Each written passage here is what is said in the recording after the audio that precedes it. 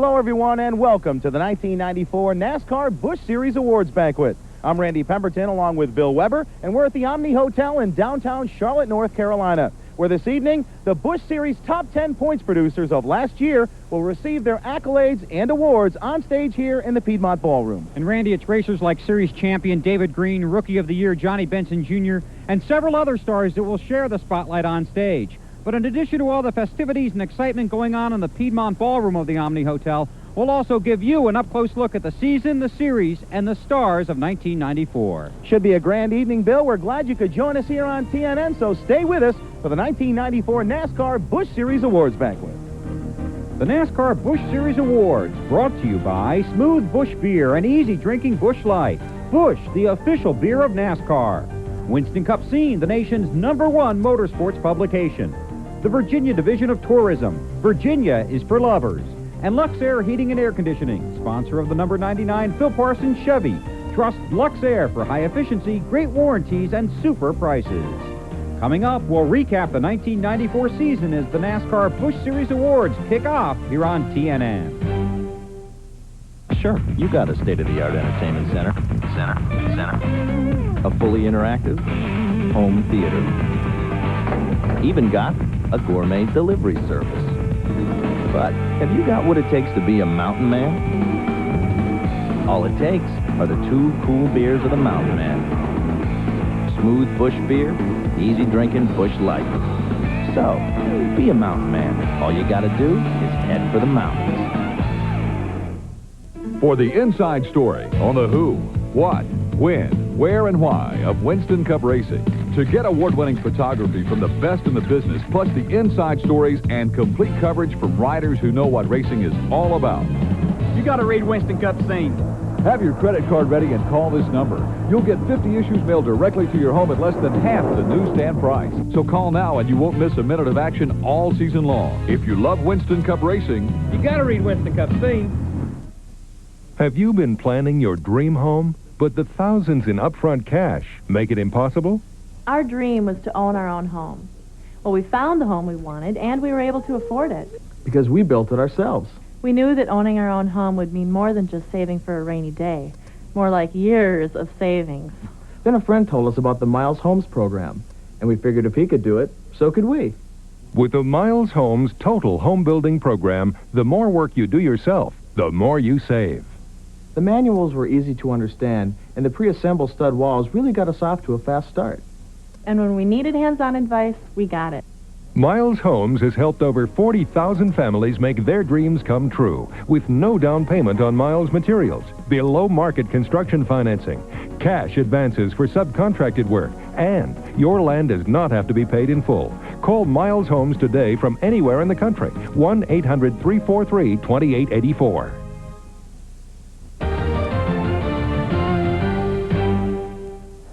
Welcome back to the NASCAR Busch Series Awards Banquet. As drivers, crew members, and car owners prepare to put the period on the 1994 season, we'd like to begin our show this evening by taking a look back at 1994 and some of the highlights from this past year. And for me, Bill, 17 different winners, but it was really the new guys going to victory lane. That was a highlight for me. Guys that made it to victory lane for the first time, like Mike Wallace, Elton Sawyer, and rookies Dennis Setzer and Johnny Benson Jr. Certainly a tribute to them and to their teams. But those are just some of the men that marched into victory lane last season. Let's take a look at the NASCAR Busch Series season from 1994. The 1994 Busch Series season dawned at Daytona with many new faces, old friends, and visiting veterans ready to race. Dale Earnhardt hasn't won the Daytona 500, but it seems he shines every Saturday at the Speedway. Once again, opening the season with a win in the Goodies 300. At the Rock, Terry Labonte celebrated in victory lane, a sight that would be repeated several times during the summer. At Richmond, former champion Joe Nemechek held off Kenny Wallace and Harry Gant to take home the win, giving Winston Cup drivers a sweep of the first 3 races. It was obvious early in the season that the complexion of the Busch Series had changed in 1994. The competition was tighter than ever. Each week, the entry list continued to grow. Teams recognized the real race was just to make the field. Only then could you turn your attention to trying to win. Some of the biggest names in the division missed races throughout the season. costing precious points in the dash for a spot in the prestigious Busch Series Top 10. In Atlanta, Harry Gant made his final trip to victory lane as a NASCAR regular. His lone win of the 1994 season came in the Busch Light 300, making the Winston Cup visitors 4 for 4. The next move was to Martinsville, Virginia, where David Green collected his second pole of the year on his way to 9 for the season and a ticket to the 1995 Busch Clash. The race was trimmed to a two-car affair as Terry Labonte battled Green to the checkers, with Labonte picking up his second Busch Series win of the season and Green showing he was a serious challenger for the Busch Series title. At Darlington, Mark Martin's Winn-Dixie Ford clearly outmuscled the field, making Winston Cup drivers 6 for 6. As the season swung into April, the series marched into Hickory Motor Speedway. It was a typical Sunday on the North Carolina short track, full of heartbreaks and headaches. Ricky Craven took his DuPont Chevy to the front and earned his first win of the season. A bizarre finish under caution at Bristol, where race leader Mark Martin pulled off the track before taking the checkered flag, sending David Green to victory lane for the first time since 1991. It was Green's only win of the year. 1 week later at Rougemont, another wild finish, when a late race incident collected race leader Hermie Sadler.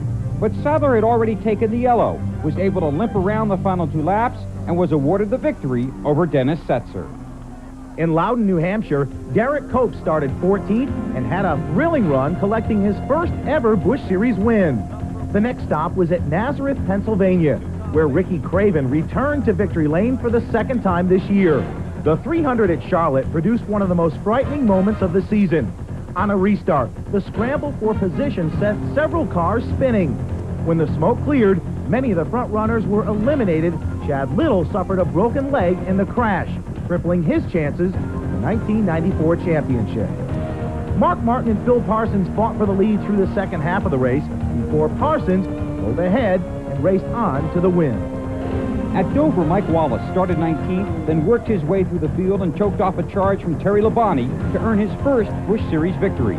At Myrtle Beach, Elton Sawyer survived a pit road speeding penalty, battled back from a lap down, dodged a last lap crash, and took his first-year Ford Motor Credit Team to victory lane for the first time. At Watkins Glen, Terry Labonte continued his superb season in the Busch Series. He started 21st in the field, but called on his road course racing experience and took his MW Windows Chevy to victory lane for the third time in 1994. In Milwaukee, David Green collected his 4th pole of the year, but could finish no better than second as Mike Wallace charged from his 25th starting position and took the checkers for the second time this season. At South Boston, rookie Dennis Setzer brought the fans to their feet when he picked up his first career win. At Talladega, Ken Schrader led a Winston Cup sweep of the top 4 positions when he took his AC Delco Chevy to victory lane in the Fram 500.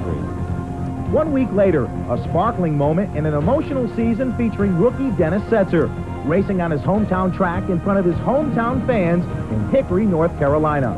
In the closing laps, Setzer battled door-to-door with veterans Wallace and Green.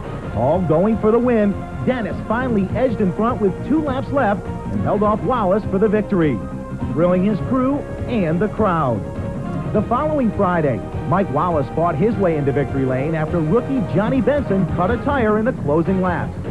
At Michigan, it was Bobby Labonte. Then at Bristol, Kenny Wallace got his first win of the season. Then on to Darlington, where Mark Martin made it a season sweep of the track too tough to tame. In Richmond, it was Wallace with his second win of the season. Then on to Dover, where it looked like Jason Keller might earn his first win, until he got trapped in traffic late in the race and rookie Johnny Benson, robbed by the flat tire at Indy, zoomed into the lead and roared home for his first victory. At Charlotte, Terry Labonte earned his 4th and final win of the year, while Green stumbled to a 19th place finish, allowing Craven and Little to tighten the chase for the title. The following week at Martinsville, Green rebounded, winning his 8th pole of the season, running a strong race, and finishing second to Kenny Wallace. The finale was at Rockingham. Green won the pole for the 9th time, but the championship still hung in the balance. David ran a conservative race, protecting his position in the points and coming home 12th. Mark Martin finished the season with a victory in the Winn-Dixie Ford, but it was David Green celebrating his first Busch Series championship. Well, congratulations to all the drivers, their crews, and their sponsors on a super 1994 season. It was full of excitement, and we think next year will be as well. Now, series champion David Green will accept his accolades a little later on this evening on the stage in the Piedmont Ballroom. But already, Rennie, as we get ready to race into the new year, there are new questions because there are some new rules. And the biggest rule change for 1995 will be the Busch Series will go to V8 engines. There are some other rule changes as well, and recently we visited some of the Busch Series shops to get an idea of how the rules are affecting their preparation for Speed Week 1995. There were 17 different winners by the time the Busch Series season came to a close in November of 1994. And now the competitiveness of the series and the support of its fans stands at an all-time high. But when 1995 rolls in at Daytona, it will be the dawn of a new era, one of a closer relationship with Winston Cup. Sure, the series will continue to produce its own stars, but now it will do so in stock cars that are a lot more closely related to their Cup counterparts than ever before. Beginning with a big block V8 engine, up from V6 power plants which started in the early 80s. Teams will have a season to phase them in to their new system. It's been expense on starting up. I think it's going to be cheaper on us in the long run. Of course, we haven't punished one of these 9-to-1s yet and don't really know what's going to happen with them. So as far as that goes, it'll be a little bit more expensive right now, but in the long run, it'll be okay. Another change in 95, the weight of the Busch cars. It will be increased to 3,300 pounds, 100 short of the Cup car. And for those that choose to use the new Monte Carlo, there is much work to be done to get race ready. It's basically a new car. You got new motor mounts, the transmission mounts, and everything. The plumbing's got to be different, the new wiring. So basically, everything's different. In changing the body styles, it's basically a brand new car. The only thing you left alone is the door bars, really. But like the engine change, the Chevy teams don't have to make the switch all at once. We're going to Daytona with Illumina.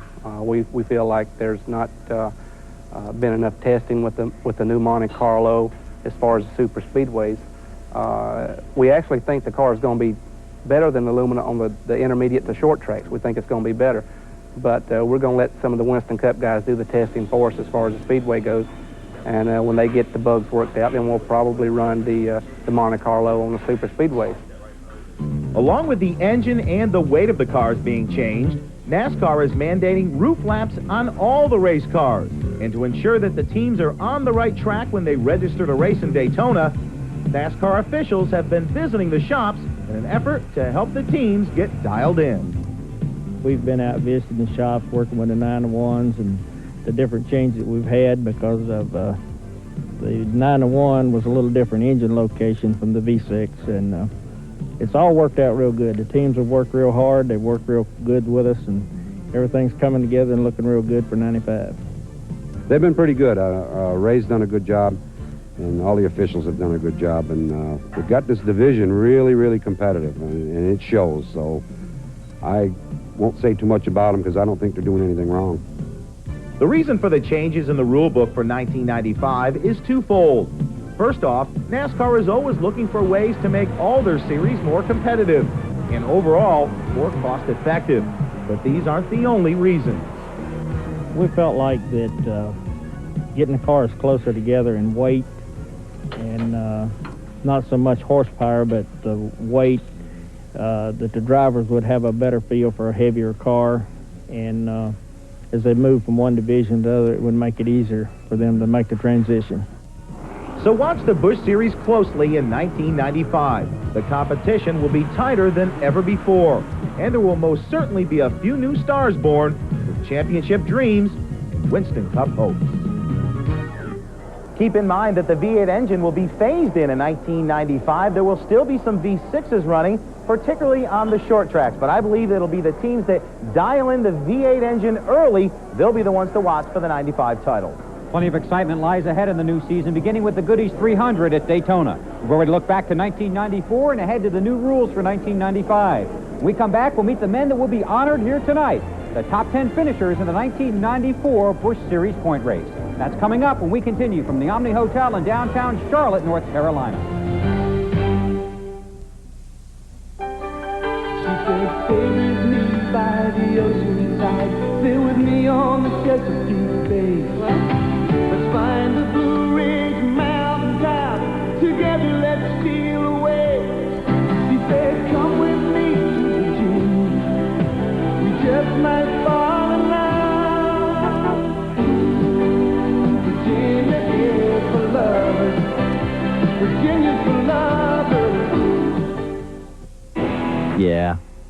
You've seen it all.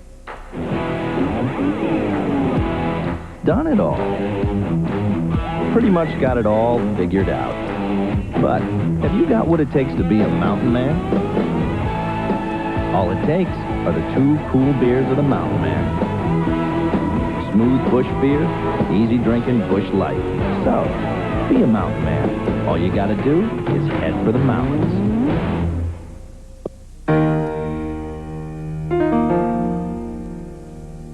Well, actually, my doctor recommended that I buy it. After my second heart attack, he said, get a Nordic Trek. Nordic Trek is the better way to get your heart in shape. An active lifestyle and regular aerobic exercise can help reduce your risk of heart attack by as much as 45%. Clinical studies show Nordic Trek conditions your cardiovascular system more efficiently. I'd say the same thing my doctor said, go get a Nordic Trek. Experts agree. Nordic Trek's legendary patented flywheel and one-way clutch best simulates cross-country skiing, the world's best aerobic exercise. Plus, Nordic Trek is the superior way to manage your weight for a healthy heart. In a recent study, Nordic Trek users lost an average of 18 pounds in only 12 weeks. It's changed my life. It lets me live it every day.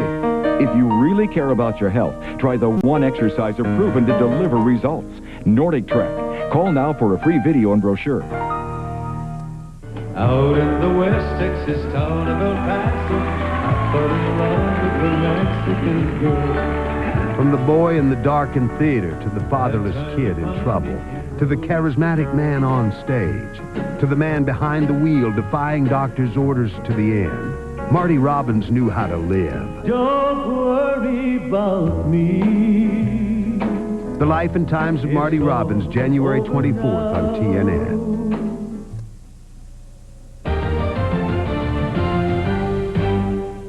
Welcome back to the NASCAR Busch Series Awards Banquet. All the festivities have now moved inside the Piedmont Ballroom here at the Omni Hotel. And over the next few moments, the top 10 point producers of the '94 season will take center stage to receive their awards, and it will all culminate with the crowning of our series champion, David Green. And Randy, to tell you how tough it was to make the top 10 in points in 1994, let's look at some of the guys that didn't make it. Randy LaJoie, Elton Sawyer, Mike McLaughlin, and Robert Presley finished outside the top 10. So that'll tell you how tough the competition was in 1994. Now, later on tonight, we'll meet David Green, Johnny Benson Jr., and Chad Little. But right now, a look at some of the top finishers in the top 10 in points. One of the youngsters campaigning in the Busch Series in 1994 was Tim Fedewa, driver of the Radius Racing Fords. Fedewa, in only his second full season on the circuit, gained experience and earned the respect of his peers with steady runs throughout the year. Tim was one of only 12 Busch regulars to qualify for all 28 events on the schedule. 1994 was highlighted with 8 top 10 finishes and punctuated with a masterful performance at Martinsville, where he finished 4th in the second-to-the-last race of the year, helping him to finish 10th in the final Busch Series point standings. Dennis Setzer delivered in 1994. Carrying the colors for the Alliance Tractor Trailer Training Centers, the former truck driver, competing in only his first full season, teamed up with a consummate crew chief in Ricky Pearson. After a solid second-place finish in race number 9 in Rougemont, North Carolina, Dennis became even more focused on finishing first. And it finally happened in South Boston, Virginia on July 16th. 2 races later, it became clear that Setzer would one day be a contender for another crown, the one of Series champion, as he became the first rookie to ever record 2 wins in a season with his victory at his home track of Hickory, North Carolina. 2-time Busch Series champion Larry Pearson returned to full-time Busch Series racing in 1994. After a slow start, which included not qualifying for race number 2 at Rockingham, Pearson and his Stanley Tools team began to build momentum and hammer out 12 top 10 finishes before the season's final race in October. Along the way, Larry and his Martin Motorsports machines managed to make their way to the front more frequently, only to have misfortune rear its ugly head and frown before the checkered flag flew. But the potential for Pearson to soon return to victory lane became clearer as the season continued. He was a contender once again, and he's sure to be a threat for a 3rd Series crown in 1995. Bobby Dotter and his DeWalt Tools Chevy team added new meaning to the word consistency in 1994. Despite suffering a broken shoulder in this wreck at Dover, his season was highlighted by second-place finishes at New Hampshire International Speedway in May and on the road course at Watkins Glen, New York, with the help of driver Scott Lagasse. Dotter and Company were the model of consistency in '94 as the team notched 2 top 5s and 8 top 10s. Their 16 top 15 finishes helped propel them to 7th in the year-end point standings. In 1995, Dotter will drive his own cars in the quest for a series crown with Hyde Tools as his sponsor. Hermie Sadler's '94 season showed signs of brilliance, like bringing home the checkered flag in Rougemont, North Carolina in April. That, along with 4 other top 5 finishes at places like Rockingham and Richmond in the spring, along with 5th place runs at Watkins Glen and Dover, all helped Sadler to finish a solid 5th in the year-end standings. Late in the season, Hermie unveiled plans that will make him a car owner-driver next year, with DeWalt Tools delivering the backing needed to run for the title again. It took Kenny Wallace 24 races to record his first Busch Series win in 1994. Until that race, it was his 8 top 5 finishes which helped him find his way to 4th by the time the fight for the title was finally over. He registered a series-leading 11 throughout the 29-race schedule. Substituting for injured driver Ernie Irvin in the Winston Cup division, Kenny's season was filled with double duty. But it was his late season runs in the Busch division that propelled him back to the podium in 1995. Kenny took his car to victory lane in 3 of the final 7 races, his last coming at Martinsville on October 17th. In his 28 starts in 1994, Ricky Craven registered a series-leading 16 top 10 finishes. That, combined with his 8 top 5s, had him in the championship hunt along with David Green right down to the final race. Craven, who will move up to the Winston Cup Series next season, posted wins at Hickory and at Nazareth in front of his New England-based fans. He and David Green gave the fans door-to-door action almost every week as he defined the word competition and tried to conquer the crown. Craven's second-place season was nothing to be ashamed of. He'll leave the Busch Series a winner in every way. Ricky Craven certainly had a sensational season in 1994, and next year, Bill, he'll be moving up to the Winston Cup division, getting his feet wet and running for Rookie of the Year honors. Coming up, we'll meet Chad Little, who had a great year in the Busch Series in 1994. Although he did go winless, he'll be looking for his first win in 1995. We'll talk with him, and we'll also talk with Series champion David Green. But coming up next, when we continue from downtown Charlotte, Rookie of the Year, Johnny Benson Jr. Stay with us here on TNN.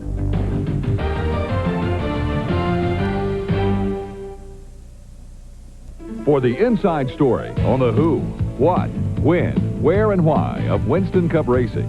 To get award-winning photography from the best in the business, plus the inside stories and complete coverage from riders who know what racing is all about. You got to read Winston Cup Scene. Have your credit card ready and call this number. You'll get 50 issues mailed directly to your home at less than half the newsstand price. So call now and you won't miss a minute of action all season long. If you love Winston Cup racing, You got to read Winston Cup Scene. There's no place on earth that I'd rather be out in the open where it's all plain to see. If it's gonna get done, it's up to you and to me. And there's no place that I'd rather be. Come on along and head for the mountains of Busch Beer. Head for the mountains, it's cold and it's smooth, and it's waiting for you. Come on, head for the mountains of Busch Beer. Go ahead, make my day. Clint Eastwood. He takes the law into his own hands. And now you can watch his best movies anytime you want with Time Life Video's totally uncut Clint Eastwood collection. It's classic Clint, hard as flint. People have a nasty habit of getting dead around you. Call this number now for your first video. Eastwood's Oscar-winning masterpiece, Unforgiven. The special price is only $9.99. I'm here to kill you, little Bill. And if you order by credit card right now, we'll send you the ultimate bonus video, Dirty Harry, absolutely free. Do I feel lucky? Well, do you, punk? Remember, your collection starts with Unforgiven, specially priced. To order your Clint Eastwood Unforgiven video, call 1-800-618-6565. Use your credit card to receive Dirty Harry free or send $9.99 plus $3.49 shipping and handling to Clint Eastwood, Department 3, Richmond, Virginia, 23280. It's a long way from the bright lights of Nashville. But on Monday, you'll get a chance to see where it all began for the coal miner's daughter, Loretta Lynn. American Skyline, TNN Monday. Alex Karras Lincoln Mercury's countdown sale was so successful that we're going to carry the sale over into the 95 model cars. That's right, you can buy a 95 model car for 94 prices, like this brand new Grand Marquis, fully equipped for only $19,995, or this brand new Sable, fully equipped for only $17,995. Now those are 94 prices on 95 model cars. Now this sale is only at Alex Karras Lincoln Mercury, and we're located 2 miles north of the Sarasota-Braden Airport on U.S. Highway 41. Cable adds a little mystery to your life. Who'll do it? Who will be named the best in television, film, and music? Find out when TBS goes live to the 51st Annual Golden Globe Awards. And who done it? Find out why Julia Roberts and Denzel Washington are so explosive in The Pelican Brief on HBO. On Paragon Cable, more choice, less money. NASCAR Rookie of the Year Johnny Benson Jr. made his debut in the series 2 seasons ago at Michigan. You remember what happened, That's right, Bill? I sure He do. ended up flipping down the backstretch, an auspicious debut for him. Matter of fact, he was driving an Ernie Irvan race car. That's right, he credits Ernie Irvan with giving him his career start, at least in NASCAR. He's come a long way since that day in Michigan, hasn't he? In fact, Johnny Benson really didn't start seriously racing till his late teens or early 20s. He came into this season as the defending ASA champion and parlayed his rookie year into the 1994 Penrose Rookie of the Year award. Let's meet him, Johnny Benson Jr. Johnny Benson's run at the 1994 Penrose Rookie of the Year award was an educational trip through the Busch Series. The defending ASA champion had studied long and hard, starting on dirt, then racing his way up the ladder and into a full-time Busch ride. His first 6 races left him with some extra homework and just one top 15 finish. Then at Hickory, Johnny began his march, charging home fourth. If you go in there and try to win your first race and cause a big problem or a big wreck or anything of that nature, a lot of people start looking at you and frowning at you. So we kind of go in the other way, or, I do myself anyway. It's just, go in, do the best you can, and I always do the best I can, but don't go beyond your edge. The second half of the season is where Johnny's grades really started to show improvement. He had back-to-back third-place finishes at Milwaukee and South Boston. Then in a night class at IRP, Benson appeared poised for his first win until his tire and his chances went flat after a fierce and fiery battle with Mike Wallace. Yeah, IRP was a heartbreaker for everybody. I mean, not just for myself, but the whole team. But we still ran a good race there, and our team felt that we won that race, and that was a big plus. Following a rare motor failure at his home track in Michigan, Benson started a streak of 8+ performances, 4 straight top 8 finishes, highlighted by a thrilling win in a demanding test at Dover. Dover was great. I mean, there's no doubt that Dover was a good race for us, too. But same situation. Jason was leading it late on. He looked like the car to beat. There was a couple guys that were the guys to beat, but Jason looked like he had it pretty much in hand. And, made a mistake, and, we took advantage of it. It wasn't that big of a mistake, but on a track like that, it definitely hurts you. And so to win that was, I guess, not a payback, but a situation where we still ran good all day. We were in the top 3 most of the day, and have Harry Gant behind me that whole other time. I kept looking up and said, man, he's still there, and can't pull away. And but I knew that, Harry gets around that place extremely well. We had a good car that day, and won the race, and that was a great uplift for the whole team, myself, and the car owner. I mean, it was a really good day. Benson's chief rival in the race for rookie class president was Dennis Setzer, a 2-time winner in his freshman year and a worthy opponent. Dennis was a great competitor, super on and off the racetrack, and I was glad it was with him. I wish some of the other rookies had done better, but I think between me and Dennis, we had good equipment, good people behind us, and the other guys did too. I just think the 2 crew chiefs had more experience, and we had a little bit better financial backing. Johnny Benson is not an easy guy to get to know. Once you break through his quiet exterior, you'll find he deserves high marks for his polite nature and his sense of humor. Just 2 reasons why he has already achieved a huge fan following at home and on the road. When we do our home track, we're there 2 hours after the race, signing autographs, but I don't mind it at all. It's great, and that's where I believe some of my success has come from, is from the fan support. Like any successful racer, Johnny Benson has championship dreams, but not at any cost.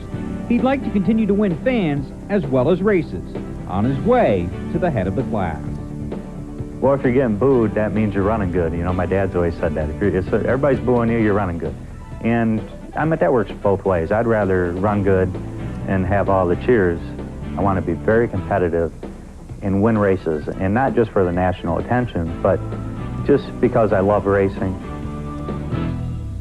It was great to have Penrose as a sponsor for the Rookie Challenge, and I'd like to thank NASCAR and Busch Beer for being a sponsor for this also. And Dennis, he ran really good this year, and we did too. I'd like to share this award with Dennis because he did win 2 races, and he ran, like I say, really good. It gave something for our whole team to try to beat also. And like I say, a lot of this has got to do with the Base Motorsports team and the owner, Bill Baumgartner, and appreciate it. Thanks. Well, Johnny Benson certainly did provide a lot of excitement during the 1994 Busch Series season. That was a heartbreaking night in Indianapolis, wasn't it? But we were in victory lane when he won at Dover. That was an exciting moment, and it couldn't have happened for a nicer guy. Plus, Johnny Benson also made his reporting debut last year on Inside Winston Cup Racing. Did a good job, yes, too. he certainly did. I'm not sure where that goes in comparison to winning the Penrose Not Rookie too of the Year. high. You don't think so, huh? Well, then he had a great year on the track in spite of that. Yes, he did. Well, Bill, coming up, Winston Cup Scene salutes the series' most popular driver.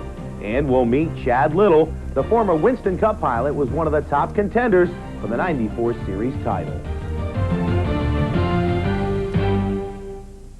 Now you can own a special 3-part NASCAR racing video set featuring the most exciting NASCAR races, drivers, and behind-the-scenes action, all for only $19.95. Part 1 is NASCAR's greatest races.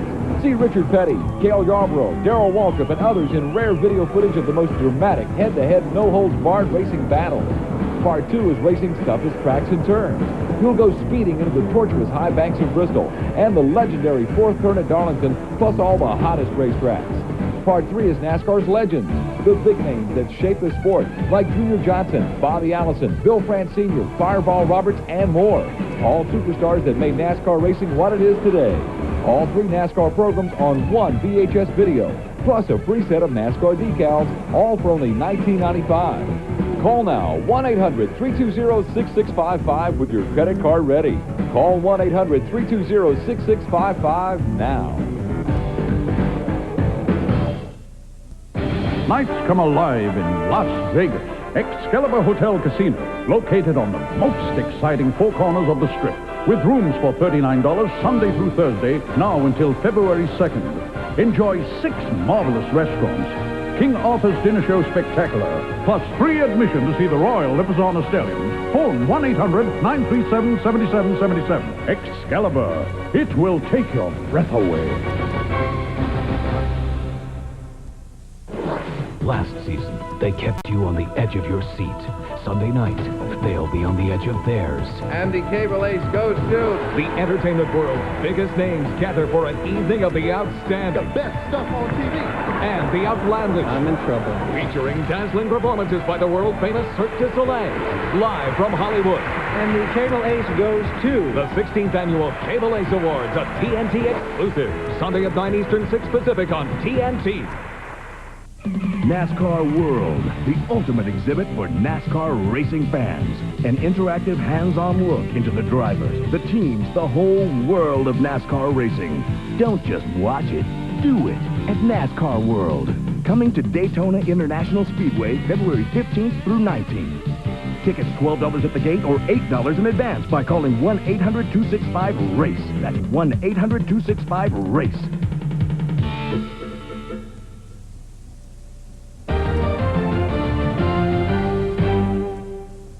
Welcome back to the 1994 Busch Series Awards Banquet here at the Omni Hotel in Charlotte, North Carolina. Certainly one of the most thrilling stories this season was authored by Chad Little, who finished 3rd in the Busch Series points. No question about it. I don't think many people gave him a shot at being a championship challenger when the season began, but that's exactly what he ended up being, and he did it through some adversity. He got into a wreck at Charlotte during the May race there, broke his leg as well as some other injuries. actually missed 2 races but started the car, so he got championship points. That's how he ended up 3rd. Certainly just a great year for Chad Little, although he did not win a race. Let's meet Chad Little. 1994 was a year that Busch Series regular Chad Little was seen as a changed man through the eyes of his fans and through the windshields of his competitors. After winning a Winston West championship, Little, a law student graduate, gambled on going full-time Winston Cup racing in 1991. After running 27 races for a family-owned operation that saw little success, Chad took the challenge offered by car owners such as Harry Melling and Cale Yarborough through 1992, but still with limited success. Chad then decided it was time to close the books on his trial run as a Winston Cup regular, and he made the motion to move to the Busch Series. After a part-time schedule in 93, Little, who had then teamed up with former Super Bowl MVP Mark Rippon, would make his full-time assault in 1994. If the timing was right for me, I did have to bite the bullet. I didn't want to step down to Busch, but Greg and Mark talked me into it, and once they put it in perspective, it made a lot of sense. Kind of like your parents telling you need to finish school, right? And it did, went on, it worked well, and our first season together in 93 was a so-so year. It showed some promise, and then this last year was really good from all aspects, and you know it's been really good for my career. You know, I've settled down a lot as a driver, and that's helped a ton. And more than anything else, it's just the support of the team. The guys on the team have really believed in me, and that's made more of a difference than anything else. Although Chad had some solid runs through the first third of the season, race number 11 at the Charlotte Motor Speedway could have put a crippling end to his year when he was unable to walk away from this wreck because of a broken leg and broken shoulder. Chad missed the next 2 events, and during that short time, he took the time to reassess his racing goals. I think it answered a couple questions for me. Number one is I'd never been hurt before. You know, even in sports, I've never been injured, so it kind of it relieved the question that what's it like to get hurt. You know, it's nothing you want to do on a regular basis, but at least that answered that question for me. You know, what's it like rehabilitating and coming back from an injury? But even more than that, it answered me mentally. It told me that this is really what I want to do, because man, I was just chomping at the bit to get back in there. And it was anything I could do. And when I was back in the car and I saw the support of our team behind me, my family and friends too, it gave me a different outlook on things. Chad returned to the seat of the Harris Teeter Bear Select Ford on the road course at Watkins Glen, where he finished 8th on June 25th. And over the next 13 races, he put together an incredible string of finishes. He was 7th at Milwaukee, 5th at South Boston, 6th at Talladega, then he was 8th at Hickory, another top 5 in Indy, then he was 2nd at Michigan. In fact, only 3 times in that long stretch did Little finish outside the top 8. The reason for his success over the second half? Just a matter of saying the right things, so to speak. All of our ingredients were there from the start of the season, or we wouldn't have finished 3rd at Daytona. But then for some reason or another, they weren't there the next few races, and then they came back together. Now, what we did concentrate on is just a couple key things, and that's staying focused and communicating. We concentrated on it as a team on those 2 words more than anything else, and it just, for whatever reason, psychological or whatever reason, it worked. And you know, and we're trying to carry that on to next year. Through all of his ups and downs, Chad Little has learned a lot about racing and a lot about himself. And with each year comes new challenges and hopefully more success. And because of that, we can all probably learn a little from Chad. You know, I know some of the stories for other drivers, and my story is not that much different. And it's just you have to keep your feet, you know, on the ground, stay focused where you're at, and really keep things in perspective, because it's a tough sport. You know, it's a tough game out there, and it can happen fast. It can beat you up hard, and so when things are going good, just try to realize why and capitalize on that.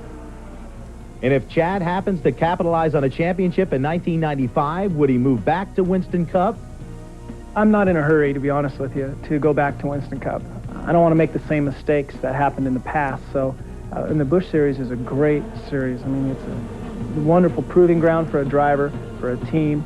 I mean, you can run very competitively and strong, and so there's nothing wrong with it, and you can make a good living too. And so can the crew guys. So there's nothing wrong with the Busch Series, and I'm comfortable here. I'm not in a hurry to go back in the Winston Cup. So to say if I won the championship, would I go up for sure? No, we'd have to just wait and see.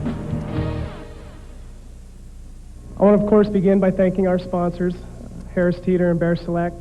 Aaron Rodgers and Jerry Matamore are here with us tonight. And also our engine builder, Mike Agee. We went all year long with Mike and did not lose one motor, and I think that's a pretty good testament to his engines. I want to thank Ford Motor Company and Preston Miller, who's with us tonight. And more than anything else, I was involved in a very bad accident at Charlotte and got banged up a little bit, and it seemed like from then on our season improved. I got better, maybe like Kenny said, a little reality check. And I really want to thank my crew who rallied around me and our sponsors who rallied around us. And MRO, I want to thank them. They shared a lot with us and my wife, Donna. And congratulations to David Green. You did a great job. And thank you, all of you.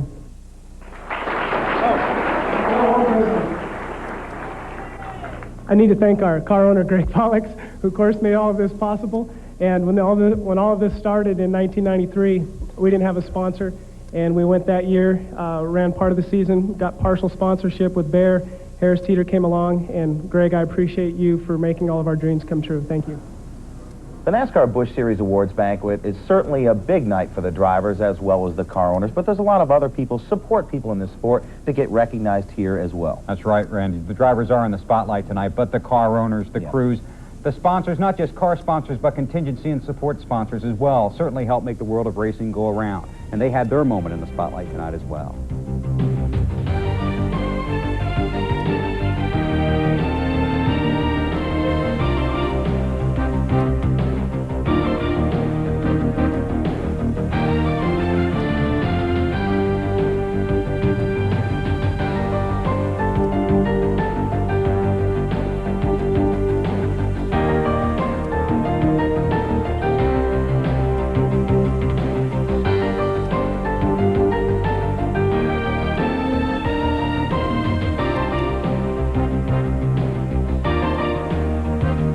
Still to come, the main event of the evening. David Green is crowned the 1994 Busch Series champion.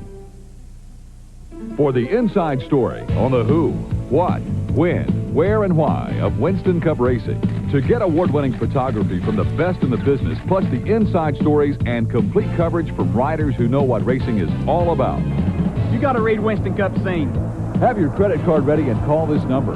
You'll get 50 issues mailed directly to your home at less than half the newsstand price. So call now and you won't miss a minute of action all season long. If you love Winston Cup racing, you got to read Winston Cup Scene. Hi, Andy. This is Lana from the spa. Call me. Ta-ta. Hey, Andy, the Beatles are having a reunion, and I've got tickets. Call me. You'd fall in love with Colonial Williamsburg's quaint inns, the Blue Ridge Mountains' misty peaks, and Virginia Beach's moonlit ocean, too, if you had our free vacation guide. Call this toll-free number for your free copy. Andy Ellis, you've just won the $100 billion sweepstakes. Call in the next 30 seconds to collect your prize. Look, I appreciate the fact that fast food is fairly inexpensive. Only 99 cents. I know it's convenient and all that, but if I'm going to give you 99 of my cents, you're going to have to give me more than just some burger. I mean, is it a Whopper? Is it plain broil or is it fried? Can I get it how I want it? Your way. Or am I going to be scraping gobs of secret sauce off the bun? I mean, I can get a roll of duct tape for 99 cents. Doesn't mean I want to make it my lunch. The 99-cent Whopper, now at Burger King. Come on and throw away your troubles, cast into the moon, and sell all your worries for free. For there's a great day coming, can't you hear them all humming? It's a cowboy jubilee. If you got lots of leisure time and nothing else to do, and wanna be happy as we, just grab your hat and get your boots on. Pretty soon you'll be long gone to the cowboy jubilee. Championship Rodeo on TNN today.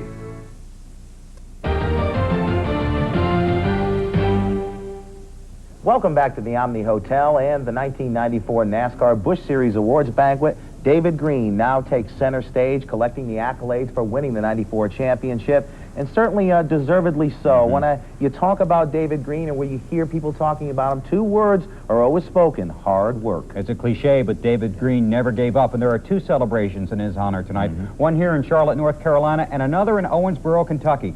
A small town known for its hard-working people, some great basketball, and a reputation for producing race car drivers, like Winston Cup champion Darrell Waltrip. And tonight that city can salute the 1994 Busch Series champion, David Green. Let's meet him. After Bobby moved to Winston Cup, I think a lot of the critics, or just a lot of people in general, said, you know, we're going to see how good David Green is when he's in that car. He backed into that ride. I felt the pressure not just for David Green to succeed, but to keep that name and that team going to the level they anticipated going.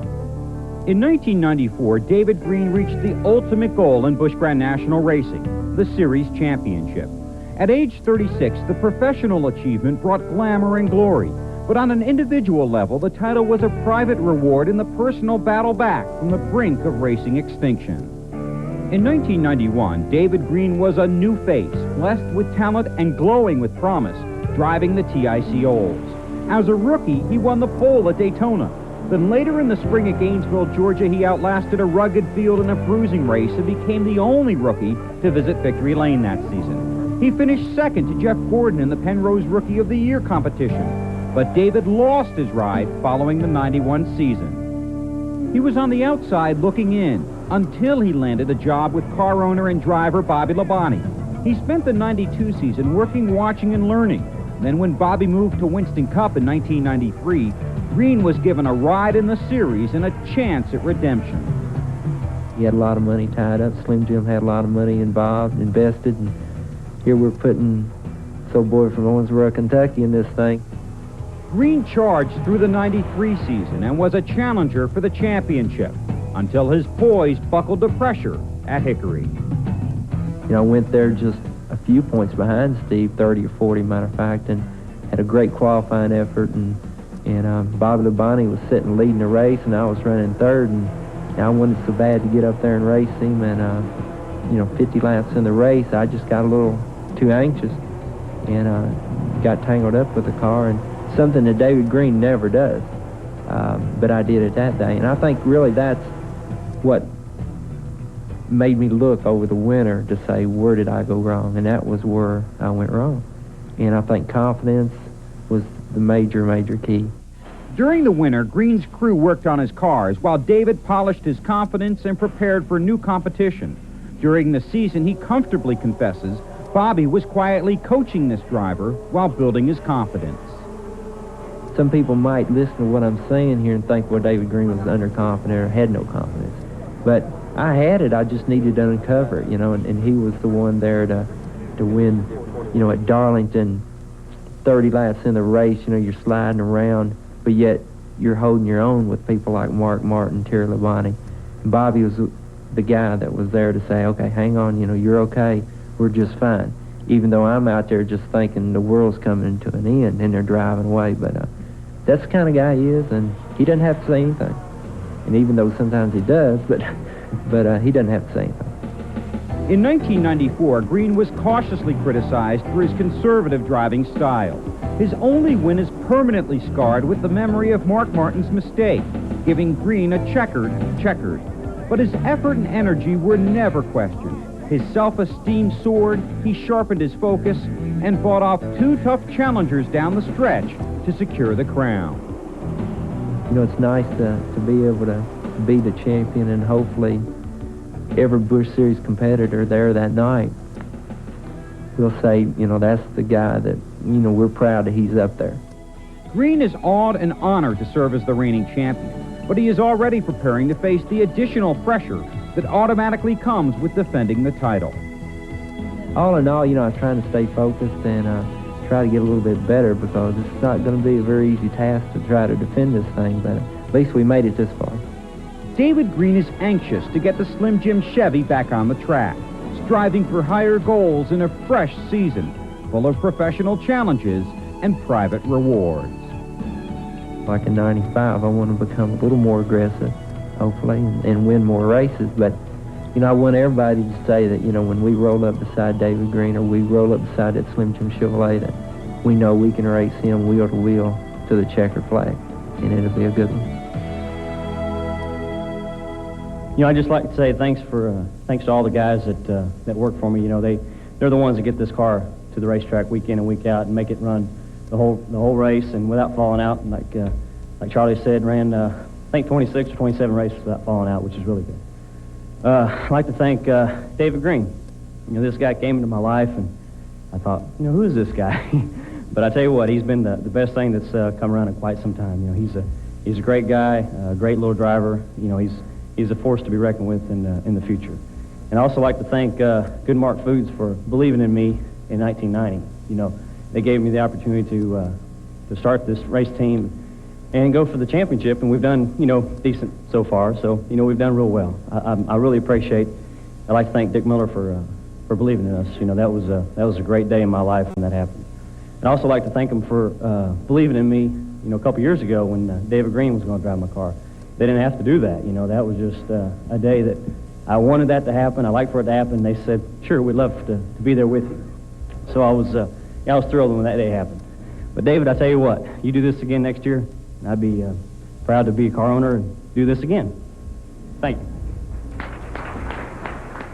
You know, it all started back, you know, with my mother and father and grandparents and two other brothers that were awful competitive at times, Mark and Jeff, and their support to pursue racing early in life.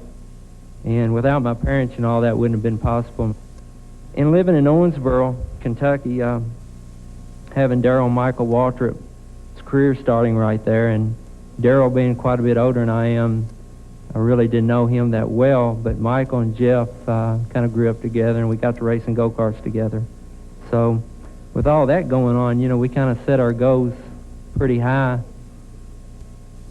to be successful racers one day. So it was a long, hard road. But again, with Darrell Michaels setting the pace, you know, and kind of opening the doors up, everybody wanted to follow, and the three of us was right in behind. And I guess at this time I want to take this time to personally thank Bobby and Donna for all the great things you've done for me over the past 3 years. Without Bobby's support and dedication to the Busch Series and to Slim Jim, I wouldn't be standing here tonight. Thanks, Bobby. Donna.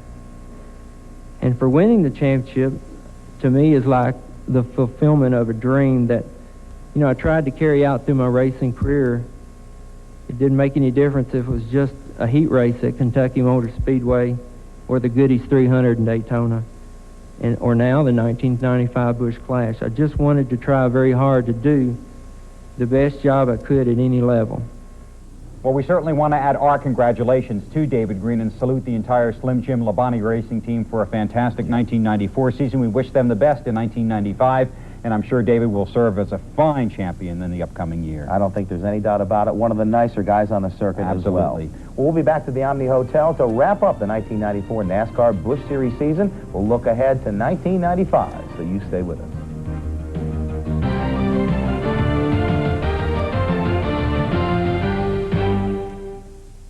There's no place on earth that I'd rather be than out in the open where it's all plain to see that the land is pure, untamed and free. There's no place that I'd rather be. Come on along and head for the mountains of Busch here. Head for the mountains, it's cold and it's smooth and it's waiting for you. Come on, head for the mountains of Busch here.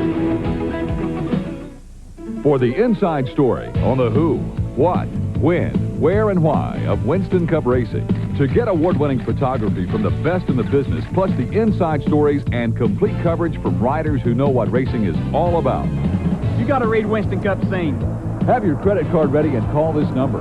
You'll get 50 issues mailed directly to your home at less than half the newsstand price. So call now and you won't miss a minute of action all season long. If you love Winston Cup racing, You got to read Winston Cup Scene. Introducing Roland Martin's revolutionary new helicopter lure. Its movement and colors grab the fish's attention. Its sound and scent trigger the strike. The helicopter lure is actually 4 lures in one. It's a buzzbait, it's a spinnerbait, it's a deep water jig. Plus, it's a weedless plastic worm, so you can fish it in any kind of cover. Call now and you'll receive 30 patented helicopter lures, each impregnated with Dr. Juice's helicopter scent, 5 laser-sharp Eagle Claw hooks, 3 twist-resistant ball-bearing swivels, and 5 hideaway weights. Plus, we'll include the helicopter lure utility box and Roland Martin's How to Cast and Catch with the helicopter lure. And yet there's more.